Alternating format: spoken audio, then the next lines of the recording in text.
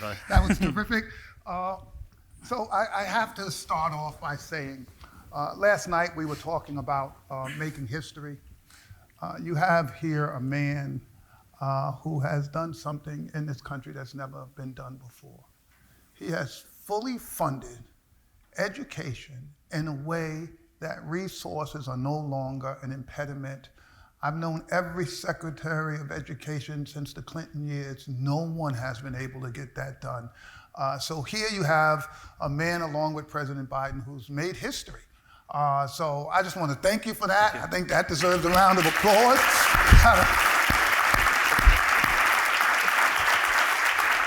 You all may see it again in your lifetime, but I doubt I will see it again in mine. I got a little shorter period than you all. So a couple of questions. We don't have a lot of time. A couple of questions I just want to lead with. And you all did this historical investment because of COVID.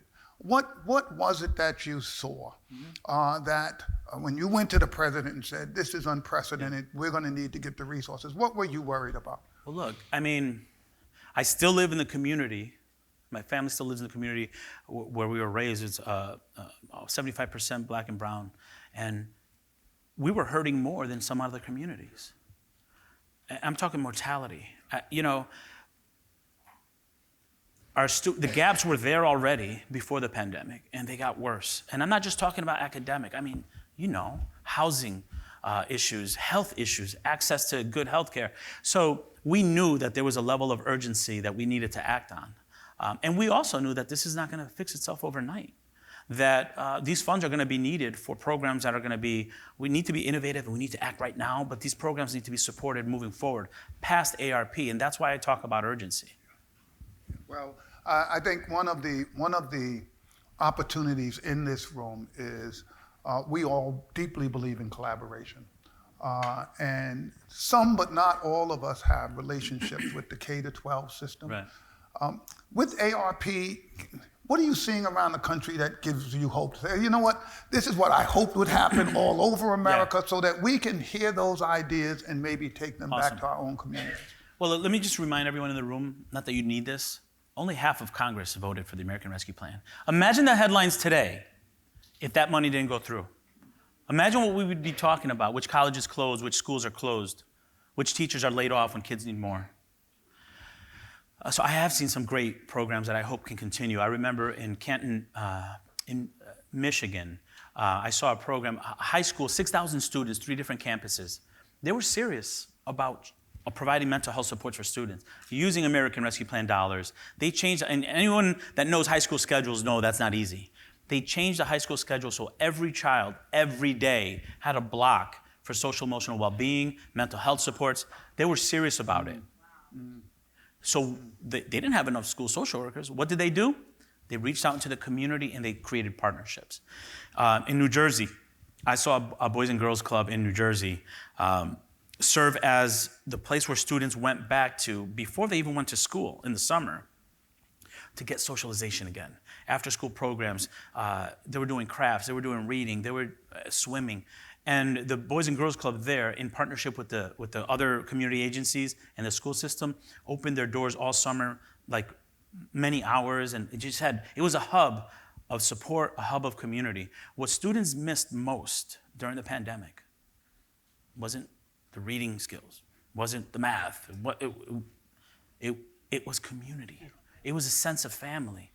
I tell you, as a father of 2 high schoolers, and my kids have, they're privileged. They missed community. They wanted to be back. I never thought my 17-year-old would want to get up at like 5 in the morning to go to school. But it's a sense of community that I saw across the country, and the American Rescue Plan dollars helped push that. And my hope and my expectation is that we maintain that level of urgency to keep those programs, and we fight. Federal government pays 10% of education funding. Yeah. The other 90%, and you saw the president's urgency, $122 billion.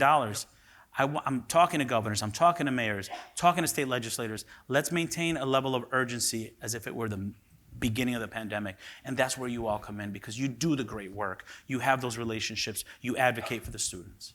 It's, I think, one of the things that I think we're hopeful for, the leadership, the Blue Meridian Partners, the Obama Group, in all of our catalytic supports is that in the cities represented in this room, we form the kind of collaborations that can really propel these young people towards an academic excellence. You've done this work at every level. For folks who haven't really connected with the K-12 system, what are the challenges in real school collaboration that folks need to be aware of? Complacency.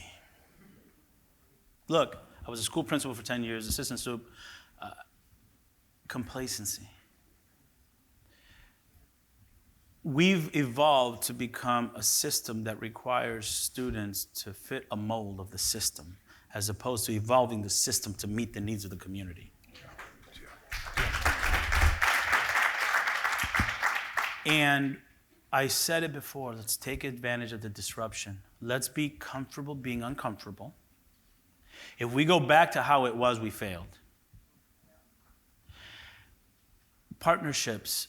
Look, the schools that opened fastest in Connecticut, I see Hartford in the room. Hartford was one of them. They had the tough conversations. They met together. If there's a culture of collaboration and trust and mutual respect, even if you don't agree on everything, you're more likely to reopen safely. In the communities where there was distrust, lack of collaboration, they were struggling. We had to intervene. So you have the recipe. You have those foundational skills to move our country forward. And it's on that we're leaning. So just a reminder, the systems must evolve to embrace this as the norm, not the exception. I mean, I can go on all day on that, and that's a topic that I would want to work with you on to make sure that we're saying the same message, that I'm saying it from my bully pulpit, that we can't do business as usual, or we're going to get worse results because the gaps have gotten worse.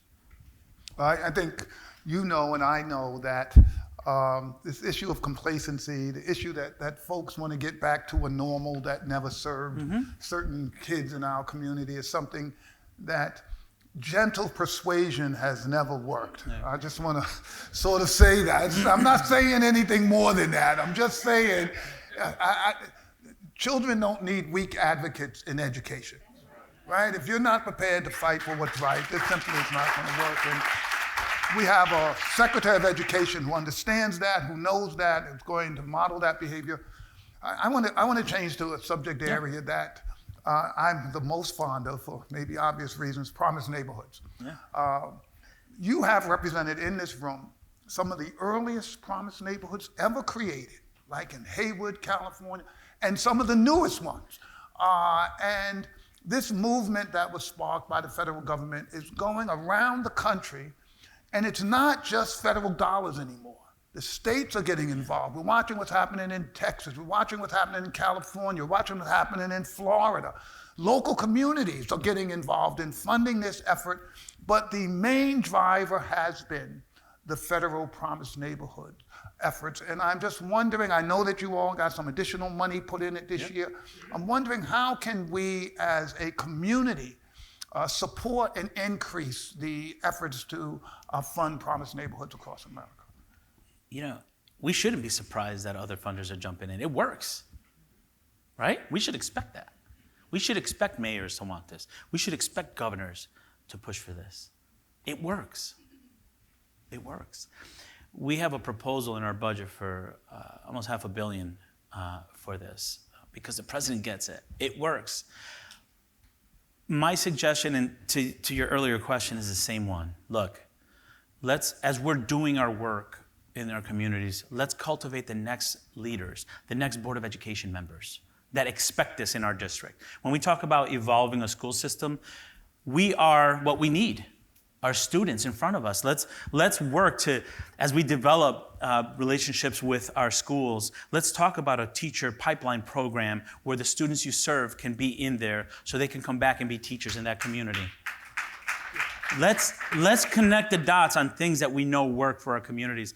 Continue to advocate. Make sure that you have an arm of your agencies or your network, talking to state legislators, talking to the governors, talking to the saying this is important to us, talking to your federal officials, saying this matters. And nothing sells better than a story of a child whose life was improved because of your work.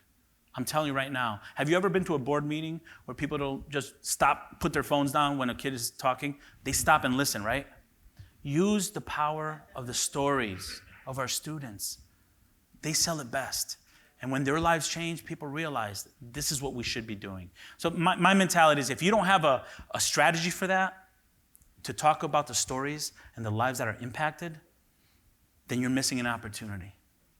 And that's where I think in education, when we talk about sharing best practices and learning from one another, the quantitative data is great, but the qualitative data, the stories of the child, is what's going to get people to be connected. And when they have to be fighting for money for this at their board meetings or at the state legislature, they're going to remember the story of that child. So just make sure you have that part of your strategy. I want to bring up a sort of troubling aspect of education these days, which is what's happening around the violence in our schools, and in particular the shootings. You know, when I wrote Fist, Stick, Knife, Gun, that was almost 25 years ago, and I was worried about handguns and young people in the inner cities. At that time, we had one or two school shootings, which was like, wow, it was like mind-blowing, and I thought people would get it now. They're becoming almost commonplace, and I'm so worried that we're just kind of accepting that this is going to happen. And I just, from your position as the Secretary of Education, looking out over the horizon, what can we as citizens, people who love our kids, what can we do to help I think our schools and our communities around this issue? Look, I'm not going to avoid the issue, right? We need to make sure we're all fighting for safer gun legislation. That's the bottom line. We could do a lot, and we're going to do a lot. But if we don't couple that, because it's not just our schools, it's our supermarkets, it's our synagogues, it's our churches, right? But within the schoolhouse, I think one of the strategies, and I'm very pleased that the Safer Communities Act does provide money for this, additional school social workers, school counselors, psychologists, not only for students who are having issues, but also for students that have experienced trauma. Because as you know, if you're not trauma-informed in your approach to schooling, you're going to be dealing with symptoms of trauma that result in exclusionary practices that affect our black and brown kids more. So I am pleased that we are moving in the direction to really lift up mental health supports as a youth mental health as a national crisis. Dr. Vivek Murthy recently made that announcement, and we're working together to make sure that when we rebuild schools and we reopen our schools and we take advantage of the American Rescue Plan dollars, mental health access looks different. I was a school principal the year of Sandy Hook, and a lot of things changed. I was about 35 minutes away from that school. A lot of things changed, policies, practices. But I've always said, school locks are no match to an AR-15. So if we don't get smart, pass sensible legislation, in addition to open communication, open access, and in the black and brown community, I'll be the first one to say it, mental health supports is not something that people like to talk about. So let's be serious about that. You're the ambassadors, right? So making sure mental health supports are available for our families that are culturally responsive to our families and meet them where they are, I think that's a big step moving forward. And I think, many places, our schools are not able to do that as well. Having community partners like yourself, community leaders like yourself, will help that move. Well, I hope people have heard that the Secretary, the President, they've put money aside for this issue. Because one of the things that's always bothered me the most was when I would see school shootings happen in suburban communities, immediately people would talk about the mental health. Every kid is going to have mental, we're going to have counselors. We know in the inner city schools, kids know people being shot every single day, and there's no mental health support for them at all. And there's no excuse for us to now ignore that. There's money there. We need to make sure it's coming in our community, supporting the mental health efforts. Mr. Secretary, I'm a huge fan. We need your leadership in this time of trouble in our country. And we know your schedule is busy. We are so happy you carved out some time to spend with us today. And you need to know you've got fans all over the country that's prepared to help you do this I appreciate that. Thank you.